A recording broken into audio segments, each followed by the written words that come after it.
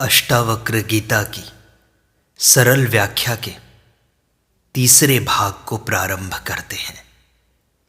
अष्टावक्र मुनि कहते हैं, न त्वं विप्रादिको वर्णो नाश्रमी नाक्ष गोचरः असंगोसी निराकारो विश्वसाक्षी सुखी भव।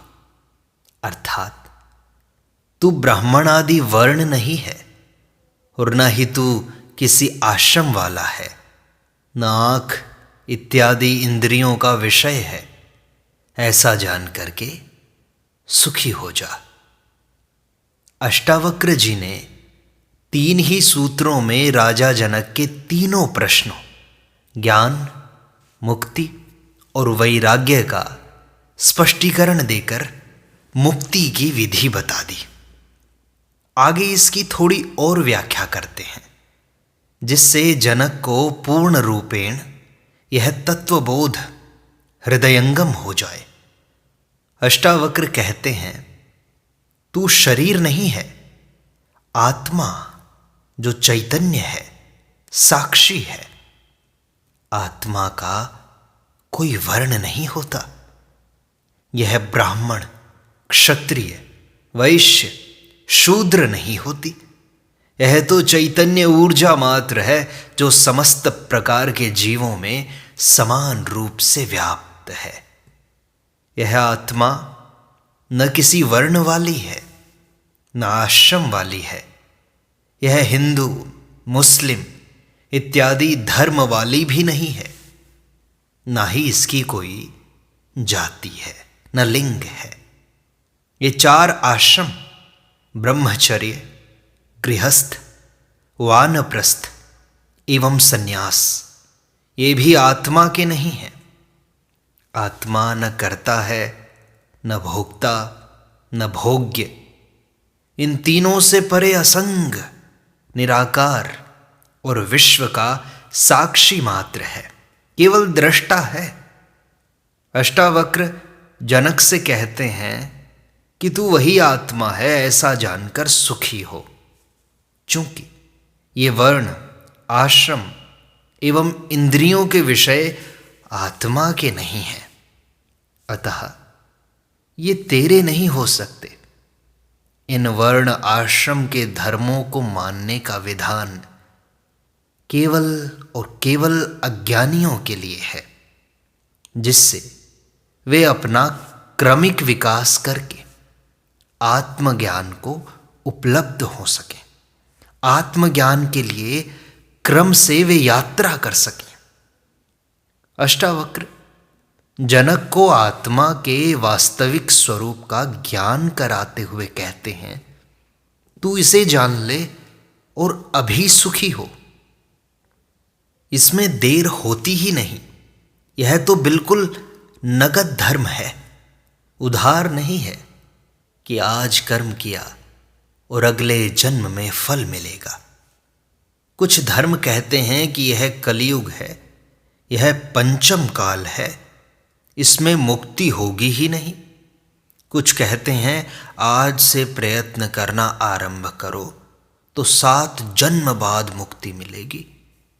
अरे कुछ कहते हैं कि अंतिम तीर्थंकर, पैगंबर, अवतार हो चुके, अब कोई होने वाला नहीं है।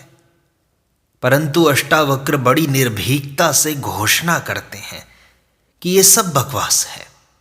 तू अपने चैतन्य में स्थिर कर ले और अभिमुक्त हो जा। ऐसी घोषणा कोई भी महापुरुष, अवतार या गुरु नहीं कर पाए। बड़ी ही अद्भुत घोषणा है अध्यात्म जगत की। दीपक जलते ही जैसे एक क्षण में अंधेरा गायब हो जाता है, उसी प्रकार आत्मज्ञान के प्रकाश में अज्ञान रूपी अंधकार एक क्षण में विलीन हो जाता है। सारी भ्रांति मिट जाती है, केवल बोध पर्याप्त है। अष्टावक्र मुनि आगे कहते हैं, धर्मा धर्मौ सुखम दुखम मानसानी न ते विभो न कर्तासी न भोक्तासी मुक्त एवासी सर्वदा। अर्थात हे विभो, हे व्यापक, धर्म और अधर्म, सुख और दुख केवल मन के हैं, तेरे लिए नहीं है, तेरे नहीं है। तू इनसे अलग है, अछूता है। तू ना तो करता है न भोगता है, तू तो सर्वदा ही मुक्त है, मुक्त। यह आत्मा चैतन्य है, मुक्त है, असीम है, सर्वत्र है, निर्विकार है, निर्विचार है, व्यापक है, विभू है।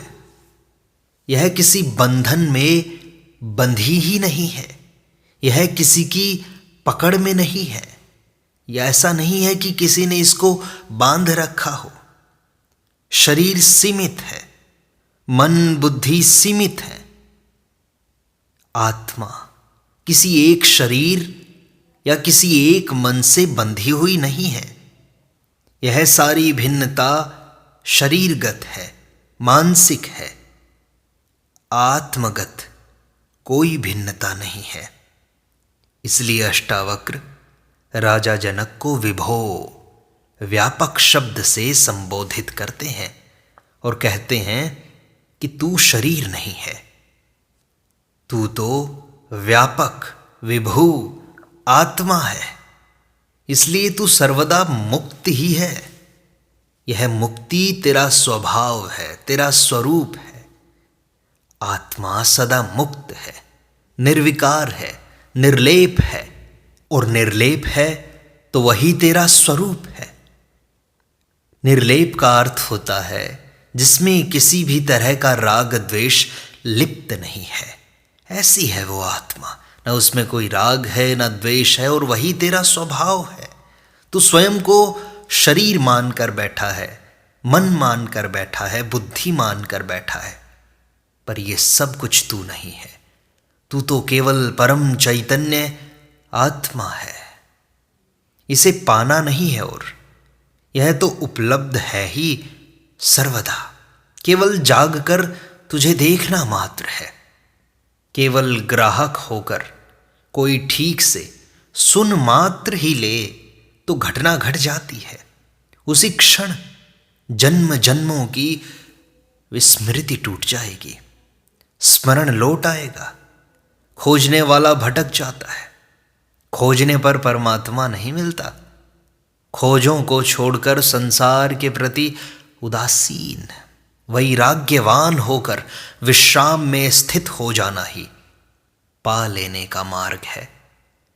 आत्मा व्यापक है, सब में एक ही है, किंतु शरीर की भिन्नता के कारण अज्ञानी को आत्मा की भी भिन्नता का भ्रम हो जाता है। यह मेरी आत्मा है, यह उसकी आत्मा है, भिन्न भिन्न आत्माएं हैं, अनेक आत्माएं हैं, अनंत हैं आत्माएं, इत्यादि भ्रम हो जाते हैं अज्ञानी को। अष्टावक्र कहते हैं कि तू अहंकार के कारण अपने को कर्ता और भोक्ता मान बैठा है। यह अहंकार भी तेरी भ्रांति है, अहंकार भी झूठ है, वास्तविक नहीं है। तू चैतन्य आत्मा है जो कि न तो करता है न भोगता है, न किसी को भोगने वाला है। अपने को कर्ता और भोक्ता मानने के कारण ही तू सुख दुख का अनुभव कर रहा है। तू धर्म और अधर्म की बातें करता है। वास्तव में यह धर्म और अधर्म, सुख और दुख मन के ही हैं। तू अहंकारवश ही अपने को आत्मा से भिन्न अनुभव कर रहा है। उसे छोड़ दे तो तू आत्मवत सदा मुक्त ही है। अहंकार और मन के मिटते ही तू कर्तापन और भोक्तापन से मुक्त हो जाएगा सदा सर्वदा के लिए, तथा इस धर्म अधर्म सुख दुख से भी मुक्त हो जाएगा। एक बार जब अहंकार छूट गया तो तेरे सारे पाप, सारे क्लेश, सारी शंकाएं, सारे दुख मिट जाएंगे। अहंकार छूटा, मन छूटा, मन के संकल्प छूटे, तो सब छूट गया। तू आत्मा में स्थित होकर आत्मा में ही रमण करेगा।